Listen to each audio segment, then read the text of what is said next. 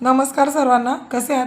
मी ना आत्ता सोशल मीडियावर एक व्हिडिओ बघितला आणि तो व्हिडिओ बघितल्यानंतर आहे ना म्हणजे डोकं अक्षरशः चक्रावून गेलं.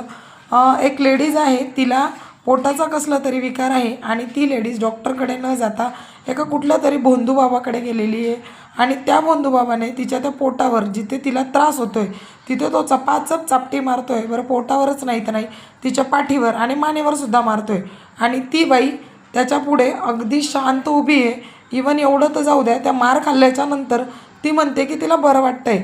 खरं सांगायला गेलं ना, आपल्या भारतामधले सगळ्यात दुर्भाग्याची गोष्ट हीच आहे की जर तुम्हाला एखाद्या धार्मिक कार्यासाठी किंवा एखाद्याच्या दवाखान्यासाठी, शाळेसाठी जर कोणी मदत म्हणून पैसे मागितले तर 10 रुपये देतानाही ना आपण 100 वेळा विचार नक्कीच करतो.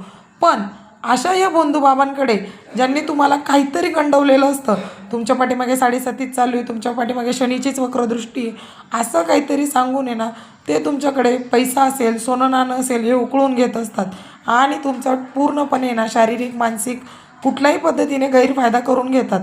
तर त्यावेळेला ना मला एक गोष्ट सर्वांना आवर्जून विचारायची आहे आणि सांगायची आहे, ती म्हणजे की ना जर परमेश्वराला तुमच्या जीवनामध्ये एखाद्या सुखाचा अनुभव द्यायचा असेल तर मला असं वाटतं देव आहे ना अशा भोंदूबाबांच्या मार्फत ते देणार नाही किंवा देवाला कुणाच्या परमिशनची गरज नाही. डायरेक्टली तो क्षण तुमच्या आयुष्यामध्ये तो घालेल. आणि जर कधी एखाद्या गोष्टीची तुमच्याकडनं परीक्षा घ्यायची असेल, तुमच्याकडनं अडचणींमध्ये तुम्ही किती टिकून राहता हे बघायचं असेल ना, तर तरीसुद्धा परमेश्वर कुणाचीही परवानगी घेत बसत नाही. तो डायरेक्टली तुमची परीक्षा घेऊ शकतो.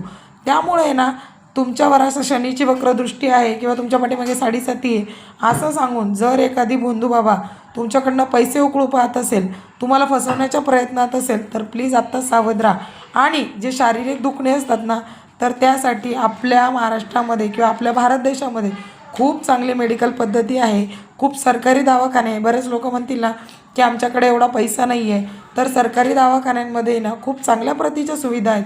तिथे दाखवा, काहीतरी चांगले व्यायाम करा, आयुर्वेदिक कुठला तरी उपचार करा, पण प्लीज या अशा बंधुगिरीला फसू नका. धन्यवाद.